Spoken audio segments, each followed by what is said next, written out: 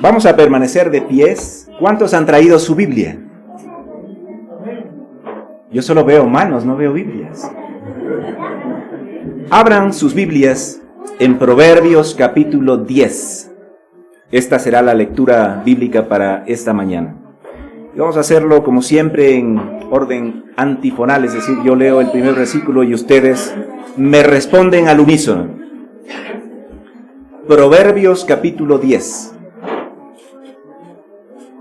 Los proverbios de Salomón: el hijo sabio alegra al padre, pero el hijo necio es tristeza de su madre. Los tesoros de la maldad no serán de provecho, mas la justicia libra de muerte. Jehová no dejará padecer hambre al justo, mas la iniquidad lanzará a los impíos. La mano negligente empobrece, mas la mano de los diligentes enriquece. El que recoge en el verano es hombre entendido, el que duerme en el tiempo de la siega es hijo que avergüenza. Hay bendiciones sobre la cabeza del justo, pero violencia cubrirá la boca de los impíos. La memoria del justo será bendita, mas el nombre de los impíos se pudrirá. El sabio de corazón recibirá los mandamientos, mas el necio de labios caerá. El que camina en integridad anda confiado, mas el que pervierte sus caminos será quebrantado. El que guiña el ojo acarrea tristeza, y el necio de labios será castigado. Manantial de vida es la boca del justo, pero violencia cubrirá la boca de los impíos. El odio despierta rencillas, pero el amor cubrirá todas las almas. En los labios del prudente se halla sabiduría, mas la vara es para las espaldas del falto de cordura. Los sabios guardan la sabiduría, mas la boca del necio es la calamidad cercana. Las riquezas del rico son su ciudad fortificada, y el desmayo de los pobres es su pobreza. La obra del justo es para vida, mas el fruto del impío es para quebranto. Camino a la vida es guardar la instrucción, pero quien desecha la reprensión yerra. El que cubre el odio es de labios mentirosos, el que propaga calumnia es necio. En las muchas palabras no falta pecado, mas el que refrena sus labios es prudente. La escondida de la lengua del justo, mas el corazón de los impíos es como nada. Los labios del justo apacientan a muchos, mas los necios mueren por falta de entendimiento.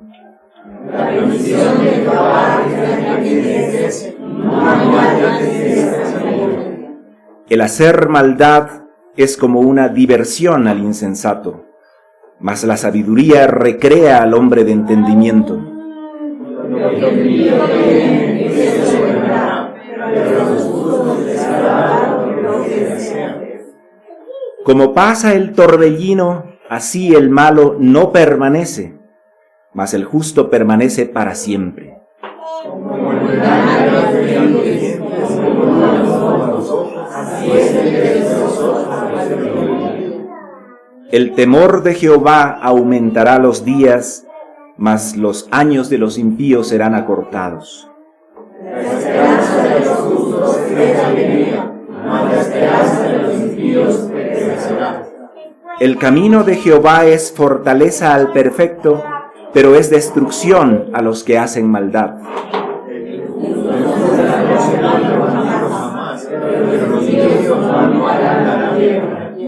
La boca del justo producirá sabiduría, mas la lengua perversa será cortada. Los labios del justo saben hablar lo que agrada, mas la boca de los impíos habla perversidades. Que el Espíritu de Dios nos ayude a asimilar cada una de estas perlas de sabiduría para nuestra vida. Tomen asiento, mis hermanos. Continuando con la carta de Timoteo que habíamos empezado hace algún tiempito, nos toca hablar del capítulo 3 y el tema de la prédica de ahora es requisitos de los obispos. Así que busquemos Primera de Timoteo, capítulo 3, del 1 al 7, y vamos a leer. Y dice así, ¿estamos? Palabra fiel. Si alguno anhela obispado, buena obra desea. Pero es necesario que el obispo sea irreprensible, marido de una sola mujer, sobrio, prudente, decoroso, hospedador, apto para enseñar, no dado al vino, no pendenciero, no codicioso de ganancias deshonestas, sino amable, apacible, no avaro, que gobierne bien su casa, que tenga a sus hijos en sujeción con toda honestidad, pues el que no sabe gobernar su propia casa, ¿cómo cuidará de la iglesia de Dios? No un neófito, no sea que envaneciéndose caiga en la condenación del diablo. También es necesario que tenga buen testimonio de los de afuera, para que no caiga en descrédito y en lazo del diablo. Vamos a orar. Padre bendito, te pido, Señor, que tu Espíritu Santo guíe esta prédica. Que tu Espíritu Santo me use, Señor, limpie mi mente, mi corazón, mis labios. Borre mis iniquidades y mis transgresiones para ponerme a cuenta delante de ti. No permita, Señor, que de mí fluya nada que no sea de tu palabra, nada que tergiverse tu palabra. Con temor y temblor delante de ti, Señor, te pido que nos guíes. En nombre de Cristo nuestro Señor. Amén. Cuando Judas traicionó al Señor y producto de su traición fue crucificado, Judas se suicidó. Los 11 apóstoles restantes se reunieron en el lugar santo, en el lugar alto, y nombraron un sucesor de Judas. ¿Se acuerdan a quién nombraron? ¿Cómo se llama? Matías, ¿no es cierto? Y dice que lo eligieron con términos humanos. Lo escogieron, pusieron un sorteo y salió Matías. Pero en Damasco corrió la voz de que había un hombre que venía a predicar en la sinagoga donde se reunían los cristianos. Y la gente de la sinagoga empezó con prejuicios. Y dijeron, ¿de quién estamos hablando? ¿De Pablo? ¿De Saulo? ¿De Saulo de Tarso? El que estuvo involucrado con la muerte de Esteban. Sí, del mismo. No, ¿cómo vamos a dejar entrar aquí a ese hombre? Él viene a perseguirnos y matarnos. Dios nos libre de ese hombre. ¿Saben qué se llama eso? Prejuicio. Prejuicio. Juicio previo a los acontecimientos. Es cuando yo juzgo sin conocer. Cuando yo juzgo sin saber. Prejuicio. Porque no sabían los de Damasco que el Señor Jesucristo se levantó en el camino a Damasco de Saulo y le dijo, ve, porque instrumento escogido me es este, le dijo Ananías, para llevar mi nombre en presencia de los gentiles y de reyes y de los hijos de Israel, porque yo le mostraré cuánto le es necesario padecer por mi nombre. Un obispo, un diácono, no sube al altar acá adelante, sino ha sido llamado. Matías no fue llamado. El 12º era Pablo. Él era el que tenía que sufrir por el evangelio. Azotado, perseguido, encarcelado y por último decapitado. Porque instrumento escogido es. Líbrame, Señor, juzgar, prejuzgar al que tú has elegido. El Señor, usando a Pablo, nos pone en esta carta de Timoteo los requisitos que se necesitan para las autoridades de la iglesia.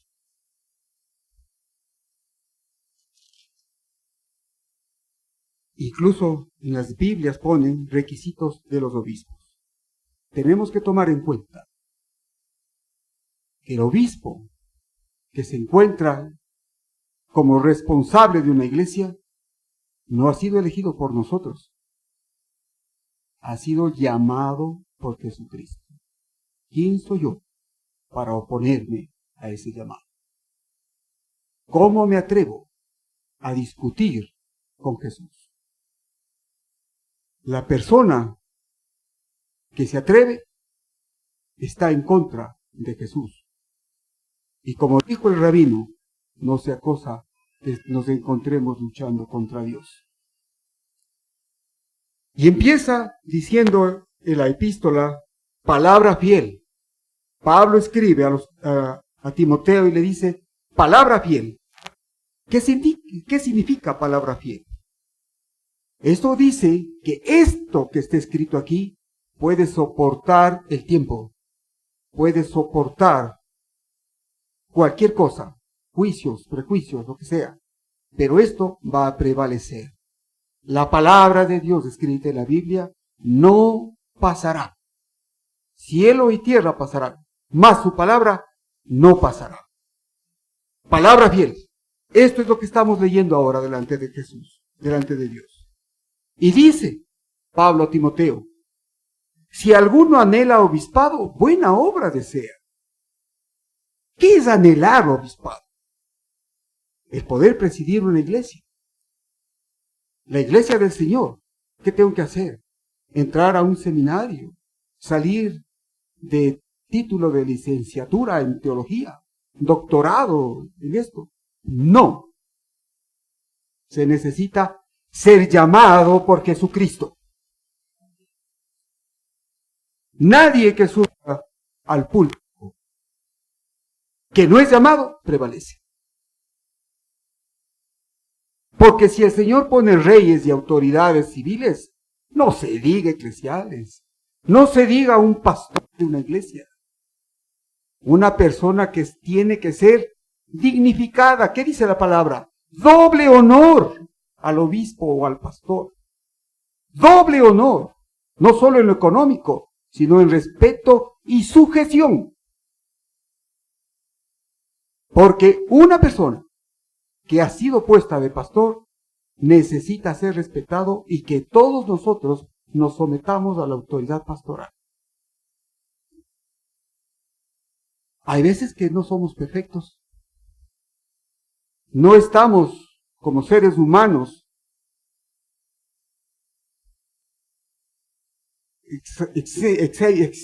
falta de completar todito el esquema. Fallamos. Yo más que nadie.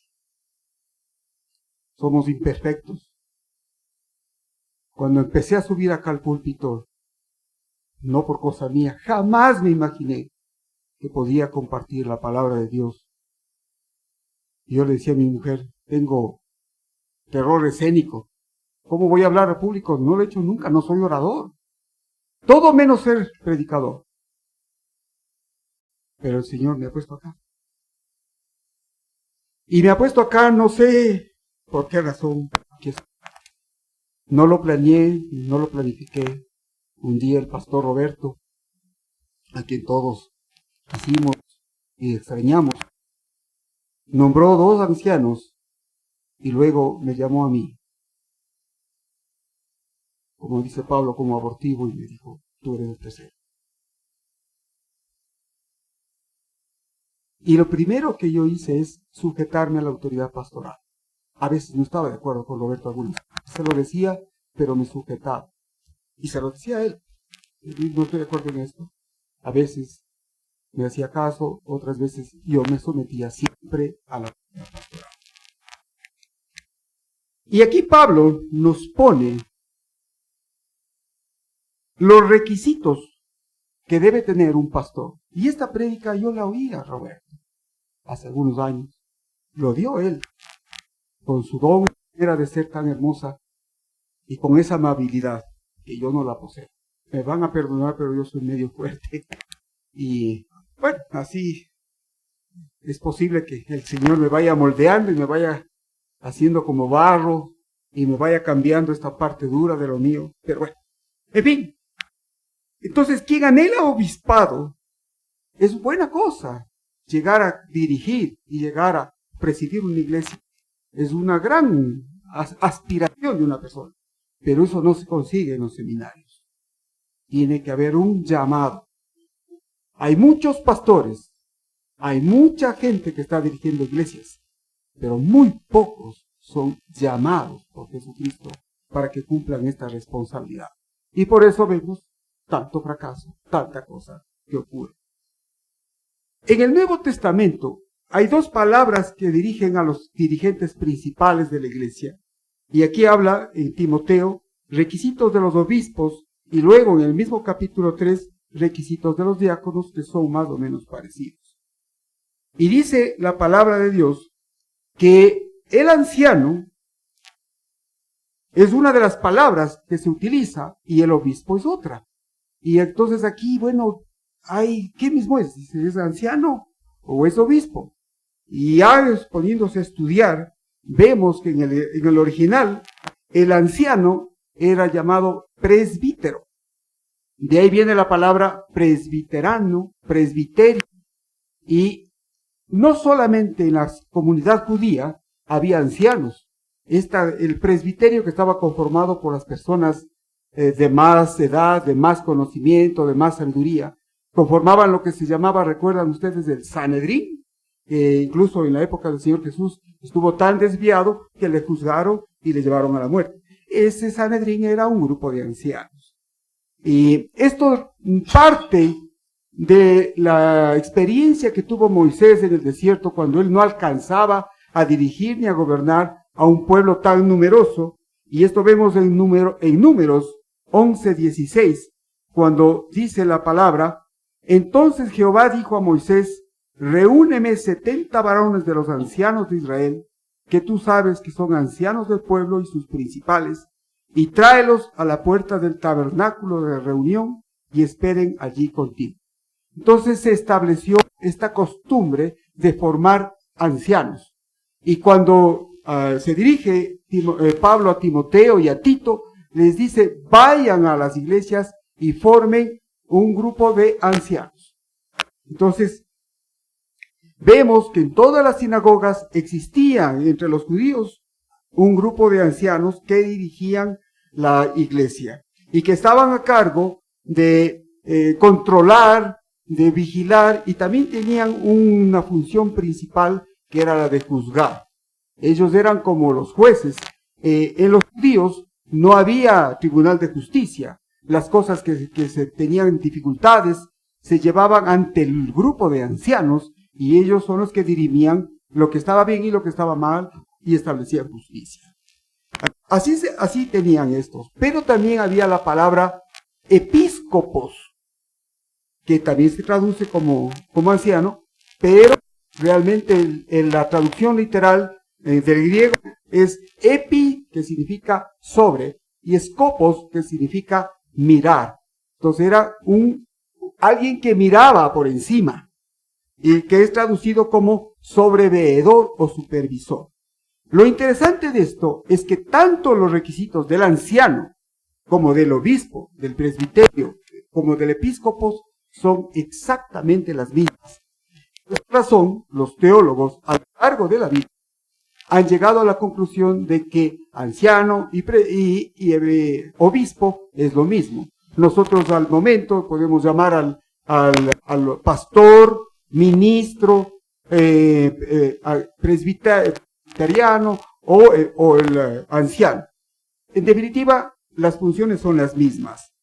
Y por ejemplo, vemos cómo en la Septuaginta se refiere al grupo de obispos, en Segunda de Crónicas 34:17, que dice: han reunido el dinero que se halló en la casa de Jehová y lo han entregado en la mano de los encargados, obispos, y en mano de los que hacen la obra. Es decir, que el obispo era el encargado de controlar, de hacer la obra, de supervigilar, pero lo interesante es que no solamente tenía que supervigilar, sino que dar cuenta.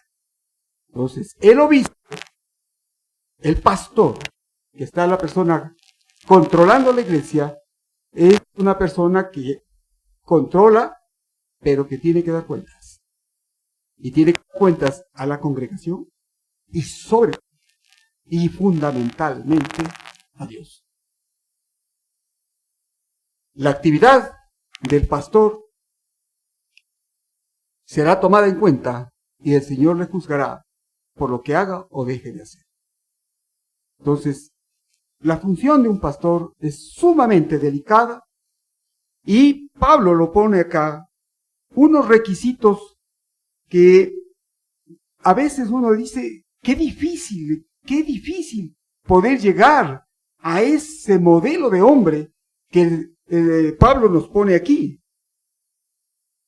La verdad es que es tan difícil que incluso en las iglesias primitivas tenían algunas costumbres para poder llegar a nombrar a alguien que los dirija. Primero, eran escogidos dentro de la congregación. ¿Recuerdan ustedes el pasaje de las viudas? Cuando empezaron a tener problemas las viudas de los griegos con las viudas de los judíos, entonces los apóstoles dijeron: no es bueno que nosotros nos desamparemos de estudiar la palabra y de la evangelización para cuidar cuestiones domésticas de administración. Entonces pide a la congregación que se nombren 7 ancianos de entre la congregación que sean llenos del Espíritu Santo, para que puedan controlar y administrar. Y se nombra de esta manera las personas que van a ser el cuerpo de ancianos. De ahí salen Esteban, que murió, Felipe y algunos más, Bernabé y todos los demás, que son los que estaban encargados del control y supervigilar la parte administrativa de la iglesia y también la parte espiritual. Entonces, en 1 Timoteo 3:10, un poquito más abajo dice, y estos también sean sometidos a prueba primero y entonces ejerzan el diaconado si son irreprensibles.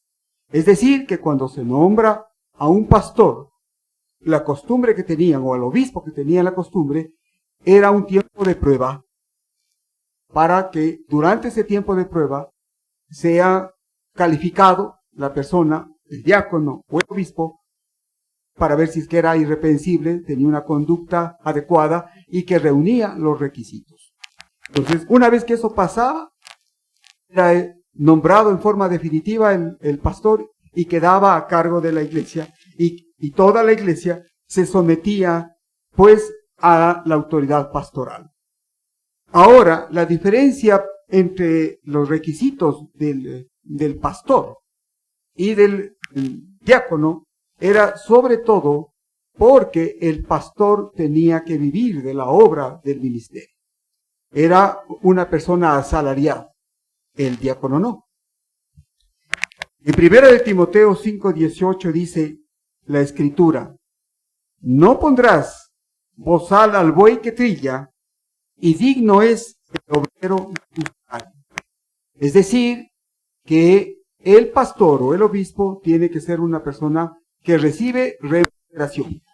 Debe ser sostenido por la iglesia, y la iglesia tiene que preocuparse de su estabilidad económica, de él y de su familia. Y otra cosa más es que no solamente tenía que ser sometido a prueba, recibir un sueldo, sino que siempre estaba sometido a la crítica. Porque obviamente una persona que está en inminencia es juzgada. Y Pablo establece algunas cosas para poder juzgar a las personas que están en eminencia. Y podemos ver en la misma capítulo de epístola de 1 Timoteo, en el capítulo 5, 19, dice, contra un anciano no admitas acusación, sino con 2 o 3 testigos. Para poder juzgar, sancionar, quitar, existe un reglamento establecido por Pablo. Tiene que haber una forma, una cuestión de seguir. Tiene que haber, primero, pruebas. Segundo, testigos. Y tercero, un grupo de ancianos al que se debe subir para que pueda ser sometido.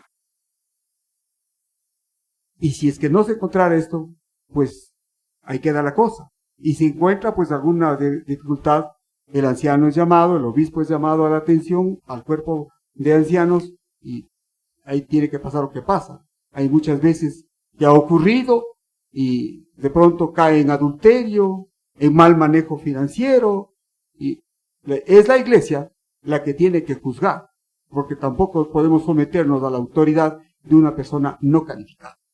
Entonces, es esto lo que viene.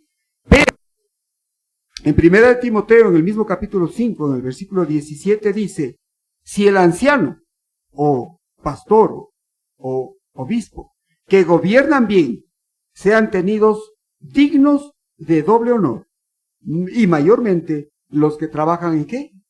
En predicar y enseñar, que es la función principal del pastor.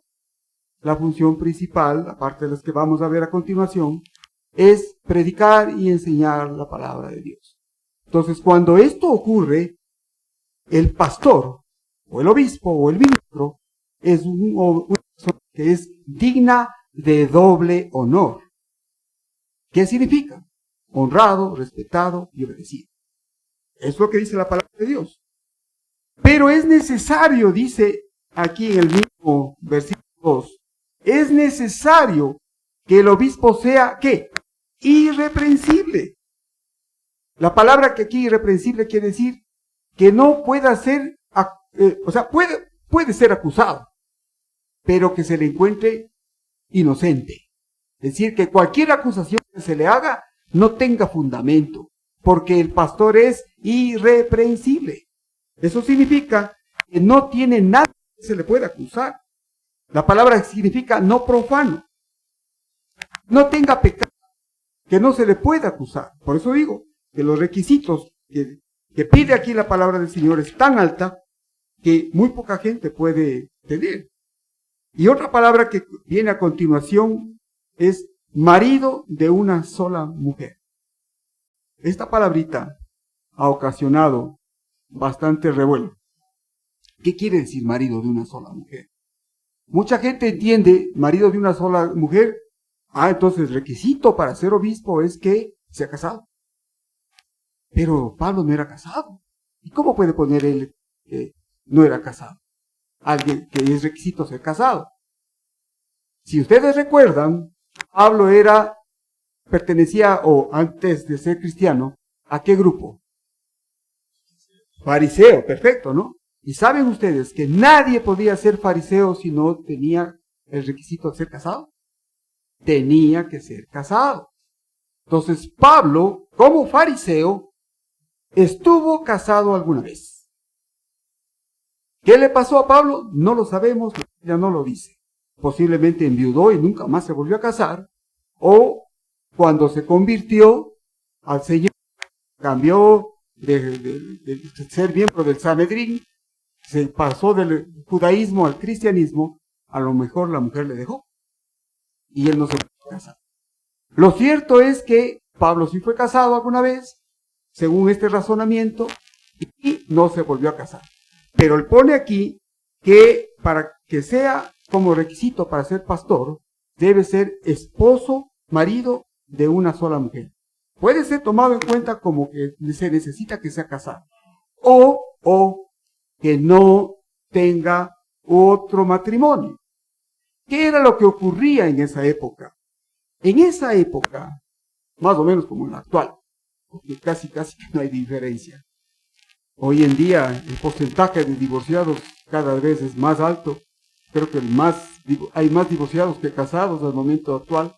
Y es lamentable porque no se sigue la voluntad del Señor y fallamos y no, obviamente viene a veces de forma ineludible en un divorcio y a veces es hasta necesario.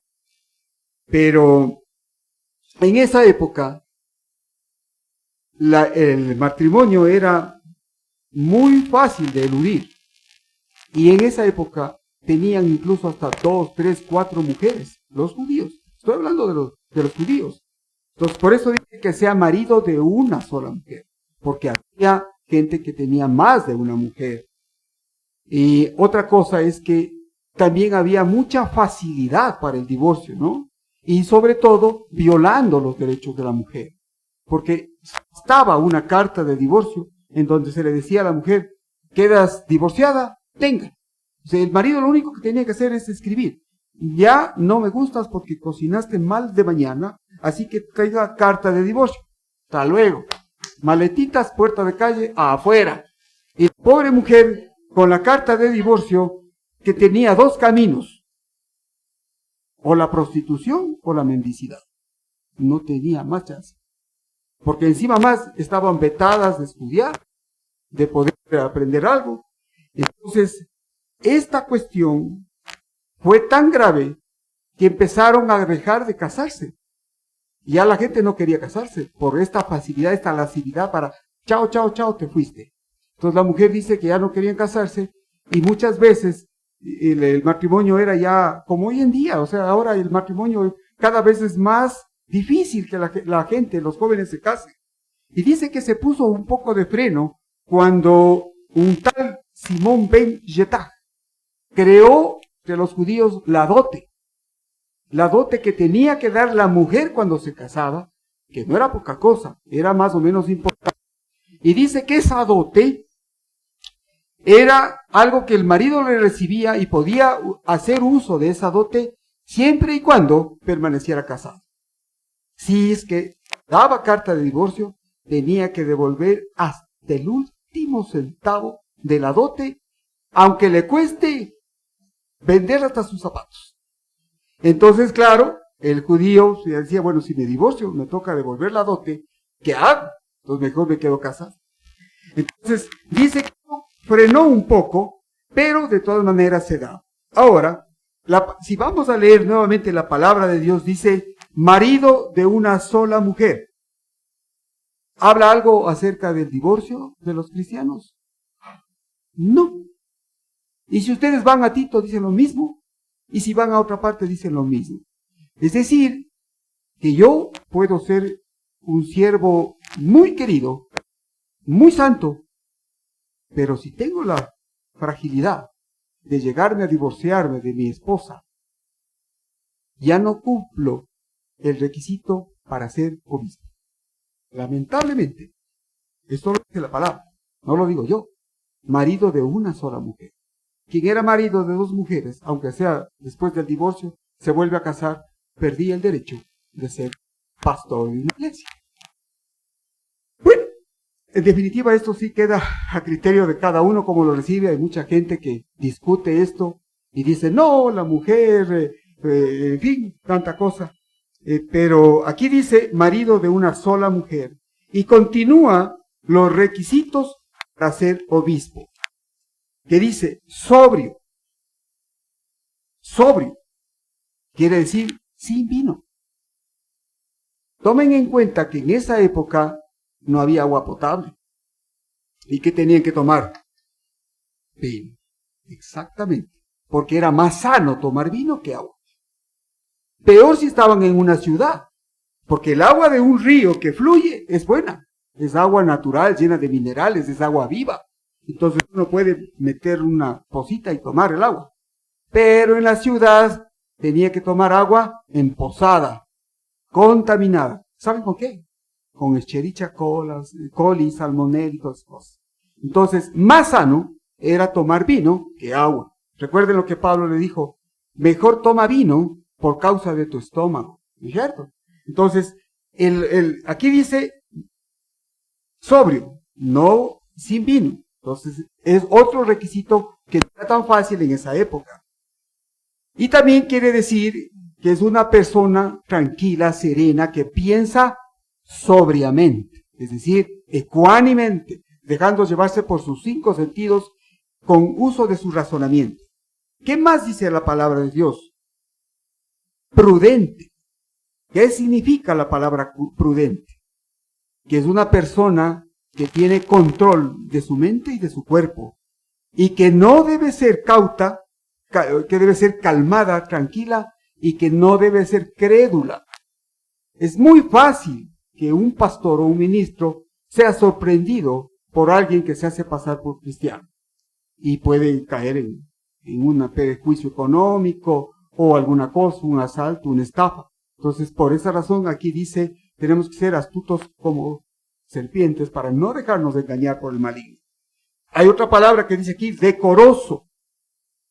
No solamente en la parte estética, obviamente, una persona que sube al púlpito, yo desgraciadamente alguna vez tuve la experiencia en los Estados Unidos de ir a una iglesia y el pastor que estaba ahí en blue jeans, con BBDs, medio hasta con tatuaje, con chancletas y predicaba. O sea, esta palabrita decoroso no le calza ahí, ¿no? O sea, el monje tiene que serlo y parecerlo. Entonces tiene que vestirse decorosamente, y en la parte externa y en la parte interna de conducta intachable, irreprensible. ¿Qué más dice la palabra? Hospedador. Es decir, que su casa, que es la casa del Señor, porque Él está viviendo de parte de la iglesia, sirva para recibir al que lo necesita. Misión. Sobre todo en esa época no había hoteles, no había posadas, o había mesones nada más. Pero los cristianos viajaban de misioneros. ¿A dónde iban? ¿Qué le decía Pablo? Vayan y quédense en la casa de los hermanos que les van a recibir. Entonces, por eso, uno de los requisitos de ser obispo es ser hospedador, ¿no? Tenía que ser esto, ¿no? Pero ¿qué más dice aquí? Apto para enseñar. ¿Qué significa? Que si yo puedo enseñar, debo conocer. Entonces, no puedo, por ejemplo, hay veces que la iglesia de la fulano de tal, ¿quién era él? Era un cantante de rock. Era una persona muy destacada en la parte civil. Llegó a ser embajador. Y hay iglesia. ¿Y cuánto sabe de cuánto tiempo estuvo en la iglesia? ¿Cuánto ha estudiado? No, pero es una persona que atrae mucha gente. No dice eso la palabra del Señor. Dice apto para enseñar, capacitado para enseñar. ¿Cómo puedo enseñar si no conozco? ¿Cómo puedo enseñar si yo tengo que aprender? Entonces, alguien que suba al púlpito tiene que ser no neófito, dice más abajo la palabra, ¿no? Y aquí dice, en segunda de Timoteo, capítulo 2, 24, porque el siervo del Señor no debe ser contencioso, sino amable para con todos, apto para enseñar, sufrido. Sufrido significa que está sufriendo por el Evangelio, que está pasando a veces necesidad, que está pasando pobreza. Y por ejemplo, alguna vez decía, muchas veces uno de los misioneros dice, había comido una vez en 3-4 días, pero estaba en la iglesia cumpliendo su misión. Sufrido, abnegado, humilde, sencillo. Esas son las características del pastor. No dado al vino, no pendeciero, no codicioso de ganancias deshonestas. Yo son de broma, siempre he dicho, ustedes saben cómo hacen a veces el reparto de los diezmos y ofrendas, algunos en un platito las ofrendas y dicen lo que coja el Señor para él y lo que cae para mí. Eso es codicia, ¿no es cierto? Y empiezo a apropiarme de dineros que no son míos y que pertenecen no a la iglesia. No a la iglesia. ¿A quién pertenece? A Dios. Y quien roba a Dios, hay cuidado. El que coge dinero de Dios tiene que dar cuenta a Dios. El que le roba a Dios, ay de aquel. Como dijo el Señor, más vale que se ponga una piedra de molino en el cuello y se lance al río. Robar a Dios y empezar a hacer usufructo del dinero que le pertenece a Dios. Y aparecen como algunos de nuestros políticos con mansiones en Europa, Estados Unidos, o como algunos misioneros, ¿no? Ahí, por ejemplo, Paren de Sufrir, dice que el tipo que controla esta iglesia tiene una mansión llena de oro, de diamantes, que es el hombre más rico del mundo. El Señor tomará cuenta de esta gente. No dado. ¿Qué más dice la palabra de Dios? En Timoteo, el capítulo 6, en la primera de Timoteo, capítulo 6 dice, porque raíz de todos los males es amor al dinero, el cual codiciando algunos se extraviaron de la fe y fueron traspasados de muchos dolores. Y además dice, continúa diciendo, tiene que ser amable, tiene que ser apacible. Es una persona con la que nosotros podemos conversar. Si me tienen miedo, no estoy apto para el ministerio.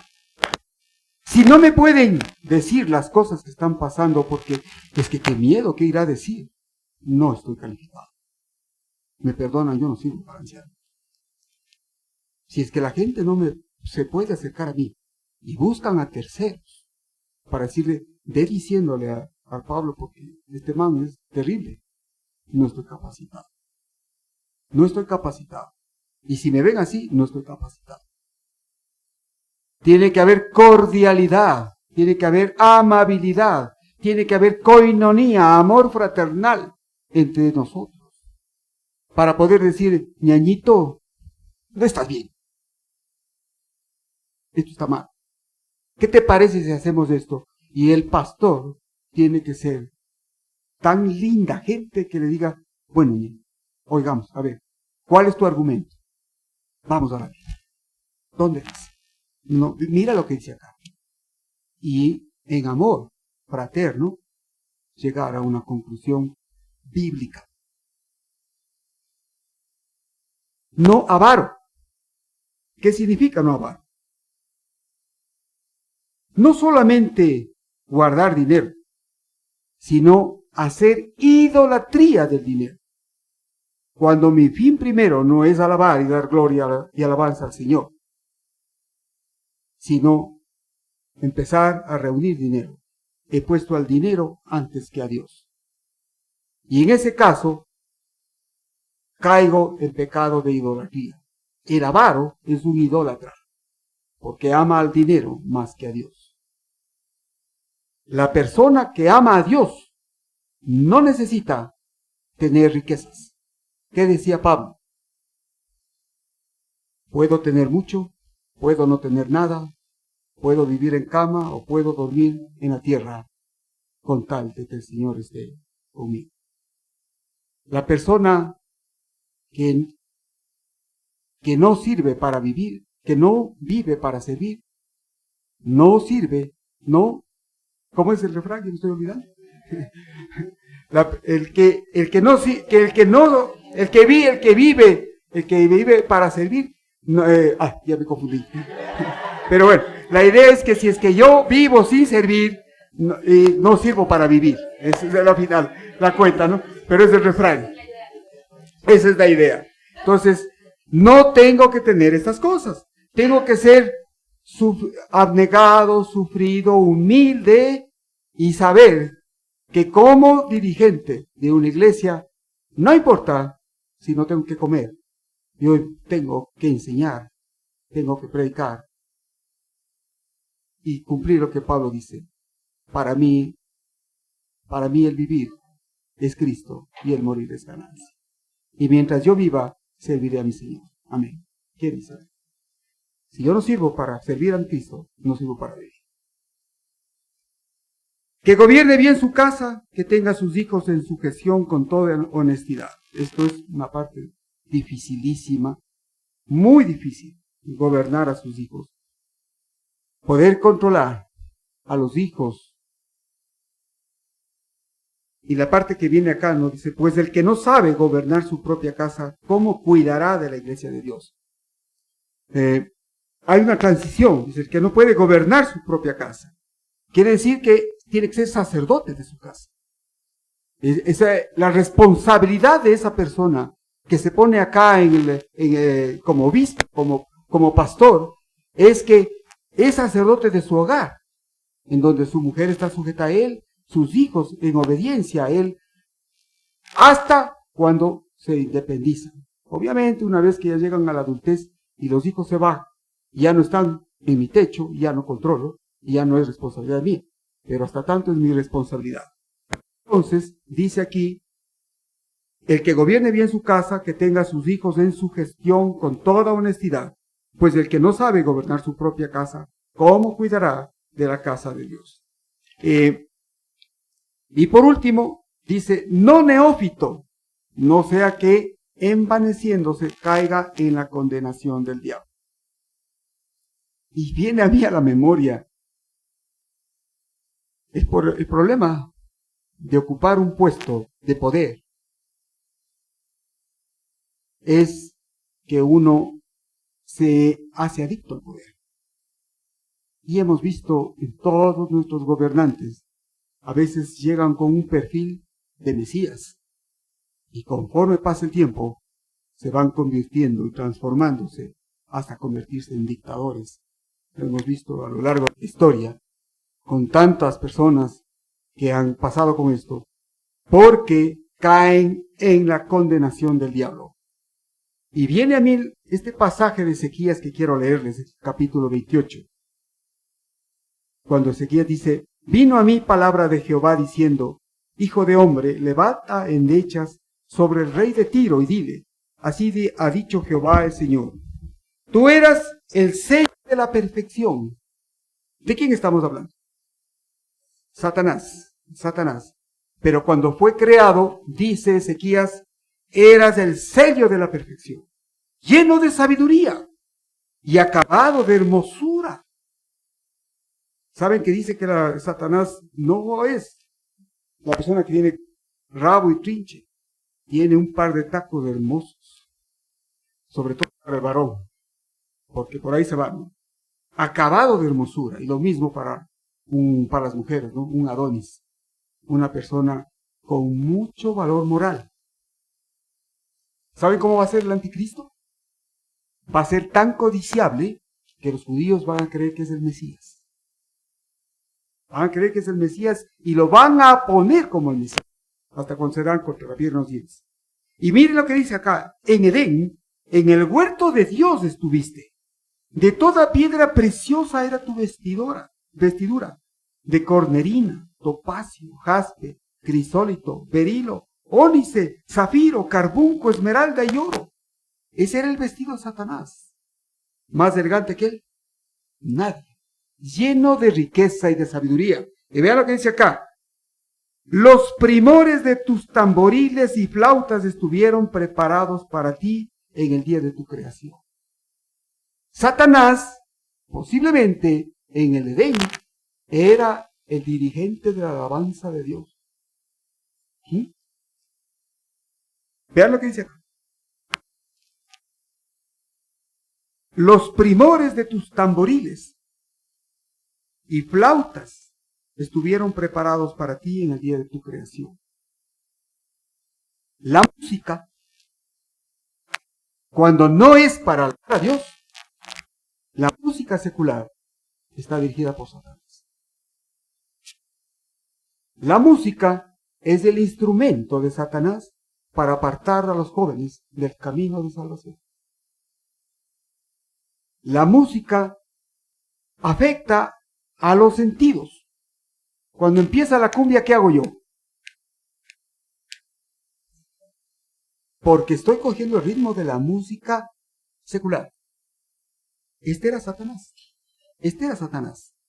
La música de unción, la música de adoración espiritual es para alabanza del Señor, no para estimular mis sentidos. Aquellos que bailan la música cristiana están totalmente fuera de foco. Eso no es alabanza. Eso es dar gusto a la parte sensorial mía. Cuando yo empiezo ahí, hasta un meme, ¿no?, de un pastor que empieza ahí a bailar, eso está siendo afectado por los sentidos. Y estoy siendo influenciado por Satanás. ¿Qué dice acá a continuación? Perfecto eras en todos tus caminos desde el día que fuiste creado hasta que se halló en ti maldad. ¿Cuál fue la maldad de Satanás? El orgullo. Quiso poner su morada más arriba de la de Dios. Y cuando concibió en su mente ser igual o poco más que Dios, dice que cayó como un rayo fulminado. ¿Y qué dice la parte final? Dice: con la multitud de tus maldades y con la iniquidad de tus contrataciones, profanaste tu santuario. Yo pues saqué fuego en medio de ti, el cual te consumió y te puse en ceniza sobre la tierra a los ojos de todos los que te miran. Todos los que te conocieron de entre los pueblos se maravillarán sobre ti. Espanto serás y para siempre dejarás de ser. Ay de aquel que en el púlpito adquiera orgullo. Espanto serás y dejarás de ser. La palabra de empieza: si alguno anhela obispado, buena obra desea. No es así de sencillo. Si alguno anhela obispado, coja su cruz y sígale a Cristo. Si alguno anhela obispado, aprenda a ser humilde. Aprenda a dejar las codicias de este mundo. Que no se envanezca ni por su sabiduría, ni por su capacidad de predicar. En Hechos 6:3 dijo, y a continuación el último versículo dice: también es necesario que tenga buen testimonio de los de afuera, para que no caiga en descrédito y lazo del diablo. Porque Satanás, que pecó por orgullo, es león rugiente buscando a quien devorar. Aquel que se envanece, aquel que en el púlpito se crece, y porque ya tiene un programa radial, porque sale en televisión, se cree el enviado de Dios. Ay, mire que no cae, porque el lazo del diablo es cosa fuerte. En Hechos 6:3 nos dice la palabra de Dios, y para terminar, nos dice la palabra: Buscad pues, hermanos, de entre vosotros a 7 varones de buen testimonio, llenos del Espíritu Santo y de sabiduría, a quienes encarguemos de este trabajo. Busquemos un pastor. Sí, no es fácil. Reemplazar a alguien después un ejemplo de pastorado no es fácil. Es muy difícil ponerse los zapatos de alguien que dejó una huella hermosa. Pero hermanos, tenemos que seguir caminando, seguir hacia adelante. No podemos vivir mirando hacia el pasado. Roberto cumplió su misión y ahora está gozando de las delicias del Padre Celestial en la mesa de él, gozando de su miseria, de las misericordias del Señor y de las bendiciones. Es tiempo de caminar. Busquemos el pastor, y si ya lo tenemos y hemos decidido cuál va a ser el pastor, sometámonos a él en obediencia y en amor, para que no seamos descrédito de nadie y que el lazo del diablo nos haga presa a cada uno, sino que con un solo sentir seamos unos solos en la fe y podamos cantar: somos uno en Cristo, somos uno. Me encantaría que podamos terminar con esa canción. Y dice en 2 Timoteo 2:26: y escapen del lazo del diablo en el que están cautivos a voluntad de él. No permitamos que Satanás nos gane. Oremos, ayunemos y alabemos al Señor para que el Señor dirija hacia él. Pongamos de pie para orar.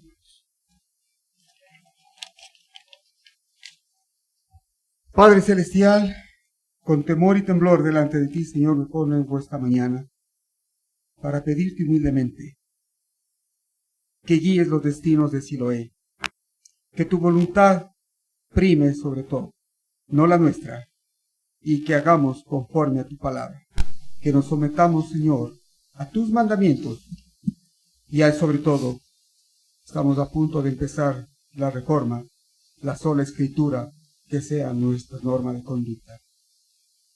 No le malinterpretemos, porque un texto sacado del contexto es un pretexto para caer en pecado. No permitamos que Satanás nos gane en la batalla. Líbranos, Señor, de esto. Guía nuestro destino. Te pido, Señor, humildemente, que si lo guíes tú. En nombre de Cristo nuestro Señor. Amén. Amén.